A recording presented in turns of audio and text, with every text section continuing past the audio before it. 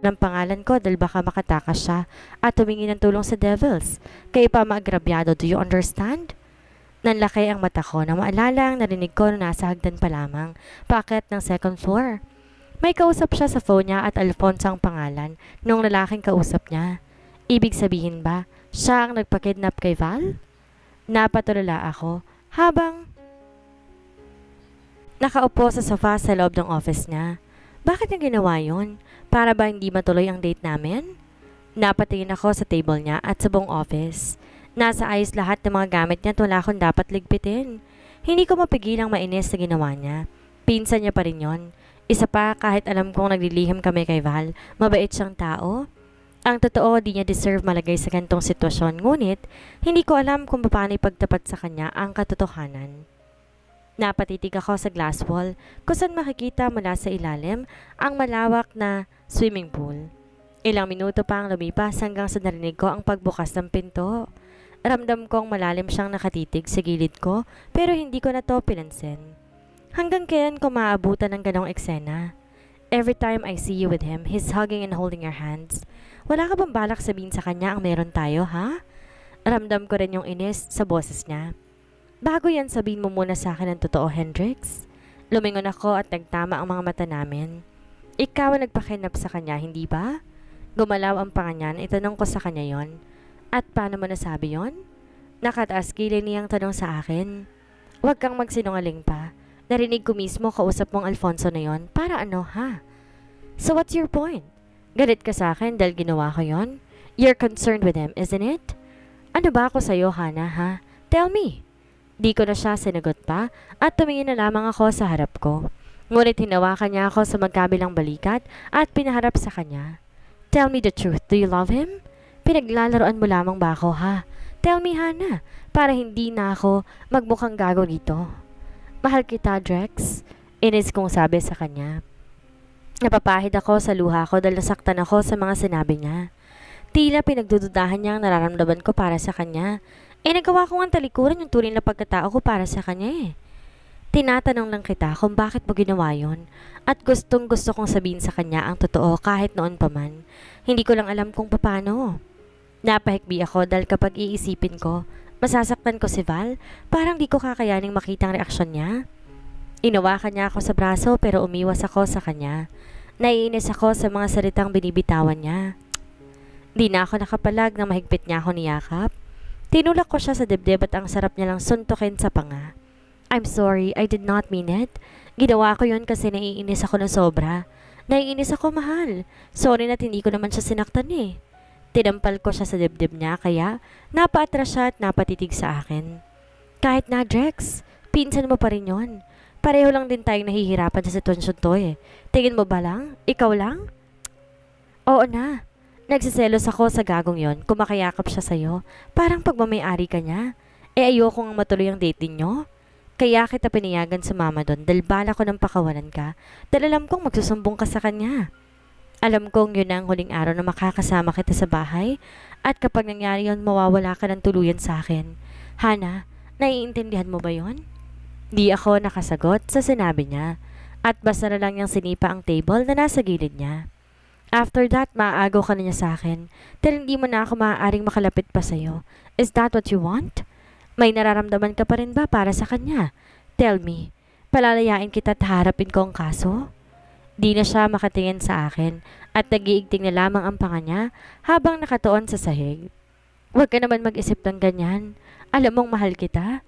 Sa'yo ko lang naramdaman to kaya't sana huwag mong pagdudahan ng mga sinabi ko. Inawakan ko siya sa kamay, ngunit hindi niya pa rin ako pinapansin. Mahal, huwag ka naman ganyan, please. Naiiyak na ako dahil ayaw niya akong tingnan pa. Tumayo ako at humarap sa kanya, kaya napatitig siya sa akin. Mahal kita, Drex. Handa akong kalimutan kung sino ako. Nakatitig siya sa buong mukha ko, kaya kinabahan ako sa kanya. Bigla niya akong hinapit sa bewang kaya nakabanggaan ang tungki ng ilong namin. Then marry me, beauty. Naalimpungatan ako nang maramdamang may dumadampi sa mga labi ko. Naitulak ko kagad siya dahil sobrang lapit ng mukha niya sa akin. Good morning, mahal. Napakunot ang noo ko dahil ang ganda ng ngiti niya sa akin. Kailan pa ito natutong umiti na napakatamis? Para maganda ang gising niya ngayon na. Good morning, Jex. Ano ba? Di pa ako nakakapag-toothbrush. Panay halik niya kasi sa akin. Nahihiya ako kasi baka mabaho yung hininga ko. Unlike sa kanya, walang kupas ang kabanguhan. So what? Ang bango mo pa rin naman. Let me kiss you. Di na ako nakaiwas na bigla na lang niya akong ginapos at tinalikan. Ewan ko ba kinikilig ako sa ginagawa niya? Napangiti ako sa kanya kaya't napatitig siya sa akin. Minsan, nararamdaman ko pa rin ang pakiramdam na parang matutunaw ako tuwing tinititigan niya ako ng ganito. Baby, you love me, right? Nagtaka naman ako sa tanong niya. Ang seryoso din ng mukha niya habang sinasabi yon. Of course, I love you, my demon doctor. Inabot ko ang labi niya at dinampian siya ng halik. Napakagwapo niya kahit magulo ang mukha niya at mukhang bagong gising. Saan ba pinaglihi ang Adonis na to? I love you more, mahal. Will you marry me today? Napatawa ako sa kanya at hinipo siya sa pisngi. Dati, simpleng lalaki lang ang gusto ko pero binigyan ako na napakagwapong demonyong katulad niya. Isang napaka-sweet at caring, kaso napakasiloso. Yes, handa na akong pakasalan ka kahit ngayon mismo. Nakangiti kong sabi. Ngunit nawala ang ngiti ko nang may inabot siya sa ibabaw ng bedside table. Isa itong maliit na box na kulay pula at hindi ko maiwasang kabahan. Napalunok ako habang ako'y nakatitig sa kanya. Binuksan niya ito at tumakpang isang napakagandang singsing. Again, will you marry me today? Nag-init ang sulok ng mga mata ko. Akala ko nagbibiro lang siya kanina eh. Hindi ako nakasagot at napasingot na lamang ako. Napatitig siya sa akin at hindi ko maipaliwanag ang laman ng kulay berde niyang mga mata. Yes, I will marry you today. Narinig ko ang malalim niyang hininga. God, I love you. Pinasuot niya sa akin ang singsing at agad akong dinampian ng halik sa noo. Napayakap ako sa kanya at hindi ko na masukat ang excitement na nararamdaman ko ngayon. Totoo ba to? Magpapakasal kaming dalawa? Kasi kahit ano pang sabihin, nung nakaraan lang kami nagkakilala at nagkagaanan ng loob, nakanda pa rin akong itali ang sarili ko sa kanya. Let's go, baby. Maganda na tayo. Napatawa ulit siya dahil kanina pa tila may nagmamadali siya. Para namang tatakasan ko siya. Hindi talaga siya nagbibiro kaya naman binuhat niya ako papasok sa banyo at sabay na kaming naligo. I want to make love with you right now under the shower. But we have to hurry. Nag-init naman ang mukha ko dahil sa sinabi niyang yon. Kung ano-ano talaga ang pumapasok sa isipan niya kapag nakatitig na siya sa kabuuan ko. Kiss na lang muna, baby. But you have to stop me if it's getting deeper. Wag na, mahal. Kung saan pa yan mapunta eh. Just a kiss. Promise. Ang dami mong kalandian, Dok. Narinig ko ang pagtawa niya bago inangkin ang mga labi ko. Agad akong lumayo nang maramdamang lumalalim ng halikan namin.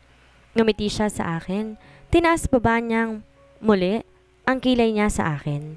Napakunot noon naman ako sa kanya dahil tila inaakit niya ako. Tinampal ko siya sa dibdib at muli siyang napatawa. Ang dami niya talagang kalandian sa katawan. Dinaig niya pa ako ha. Lumabas na kami at pagkatapos, nagsuot na lamang ako ng robe at siya namang lilipat sa kabilang room. May pumasok pa ng mga designers at makeup artists sa room namin at masasabi ko na hindi nga siya talaga nagbibiro. Totoo ba ito? Magpapakasal talaga kami ngayong araw? Mahal, sa kabilang room lamang ako.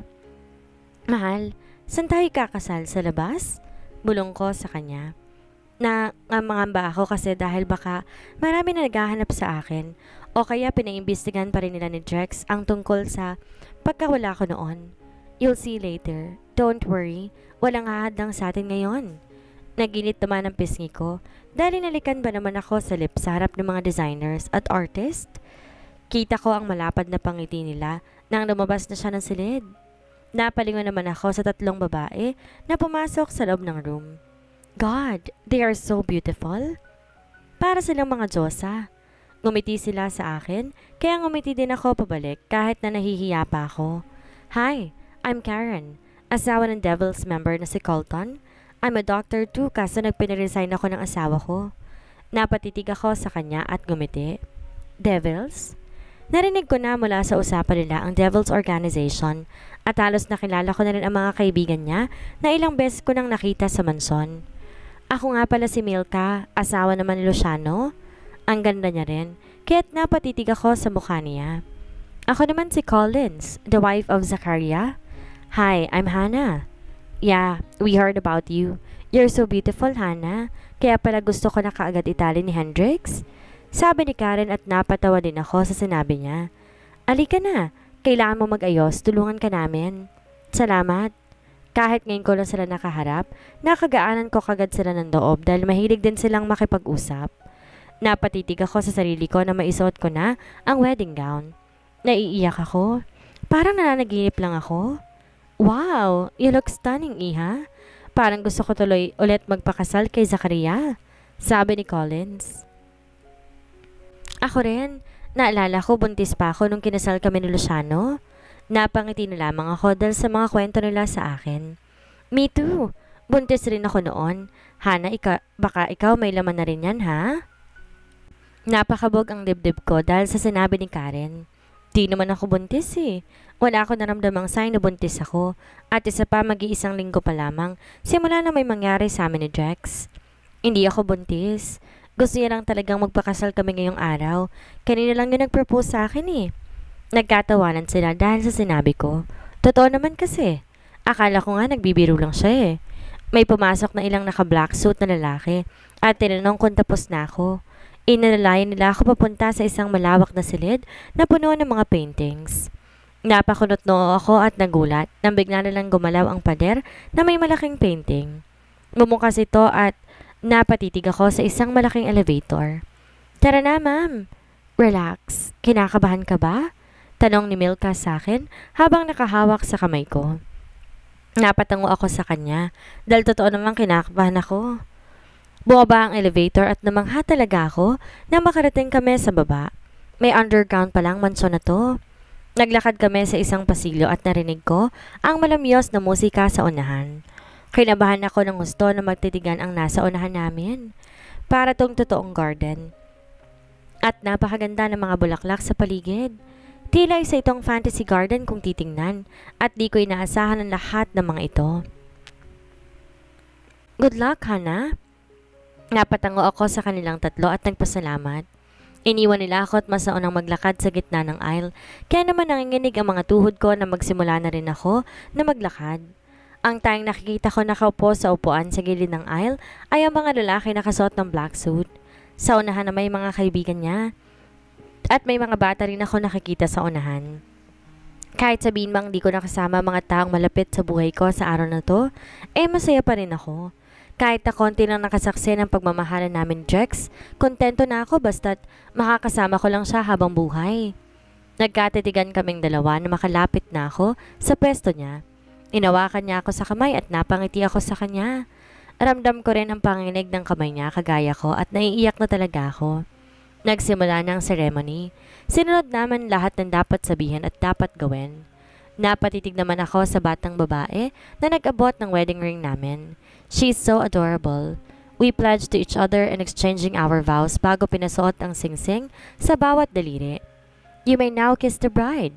Narinig ko pang palakpakan ng mga nakasaksi sa kasal naming dalawa. Inangat niya ang veil at gumiti siya sa akin. I love you, wife. I love you too. Narinig namin ang tuksuhan nang inangkin niya ang mga labi ko. Let me now announce the newlywed, Mr. and Mrs. Mondragon. Let's give them a round of applause. Sunod-sunod na pag-stop ng kamera ang nakita ko nang umulan ng petals sa pwesto namin. Parang panaginip lang ang lahat ng nangyayari ngayon. Thank you, baby. Nakangiting sabi niya sa amin. Hindi masukat ang kasiyahang nakapaskil sa mga mata namin at alam namin yun pareho. Dapat sana si Max ang ring bearer eh. Narinig kong mahinang pagtawa niya nang samaan ko siya ng tingin nang tumayo kami sa isang platform na nasa kabilang side lang, katabi ng garden upang sumayaw. Di kita papakasalan kapag nangyari yon. Niyakap niya lamang ako habang nakangisi pa rin. Mahilig talaga siyang mang-asar. Pagkatapos ng program, dumako naman kami sa isang picture taking. Di pa rin ako makapaniwala na hanggang ngayon kasal na kaming dalawa. Hindi rin ako makapaniwala na Mondragon na ang apelido ko. At namangha ako ng husto dahil sa mga binigay na gift ng mga kaibigan niya. Kung hindi lang susi ng sasakyan, title naman ng bahay at lupa. Dati sa probinsya, sinasabitan lang yon sa wedding dress sa isang libro, pero iba pala dito. Congrats sa inyo and enjoy your marriage. Congrats, Hana. Salamat sa inyo. Nagpasalamat ako sa tatlong asawa ng member dahil simula inayusan ako nakalali na sila sa akin. Thanks. I owe you a lot. Hindi ko magagawa to kundi dahil sa inyo. Don't mind it. Dalawan lang single sa atin. Kailan mo ba agawin yung stepsister mo, William? Pati ako'y napatawa habang inaakbay ni Jex nang tinukso nila si William. Ang ilang kaibigan niya nakangisi lamang habang may karga-kargang mga cute na anak. At ang cute nilang tingnan. Shut up! Huwag mong pakialaman ang buhay ko. Oo nga naman. Kapag di mo ginawa yon, ako na lang gagawa. Sabat ni Chris sa gilid niya. Napaatras naman siya dahil siniko siya nito. Try me! Try me! Hindi ko narinig ang usapan nila dahil bigla na akong hila ni Jex papalayo sa kanila. Basta na lang kaming pumasok sa isang secret door at dinala niya ako sa isang room na puno na nakakalat na petal sa sahig at kama. Now you can't escape from me, asawa ko. Nakiliti ako dahil sa mga bulong niya sa akin at may kung anong paru-paro na lumipad sa tiyan ko nang sinabi niya ang katagang iyon. Huwag kang mag-alala, hindi ako tatakas, mahal kong asawa. Good, and I love that term. Can I strip you now, my wife? You don't have to ask permission, just do it. Nakita ko ang kakaibang pagtitig niya sa akin at kaagad akong hinabalan at binuhat papuntang kama. Wala kaming sinayang na oras at nagpatiano na lamang sa init ng nararamdaman naming pareho. God, I really love this demon doctor. He is really good in bed. For the second time naabot namin ang kasukdulan at kapwa kami napaungol. Napabagsak siya sa tabi ko at napasandal na lamang ako sa dibdib niya. I love you. Bulong niya sa akin at narinig ko pa ang pagsinghap niya nang halikan ko siya sa dibdib. So, you want for another round, wife? Napatawa ako sa sinabi niya.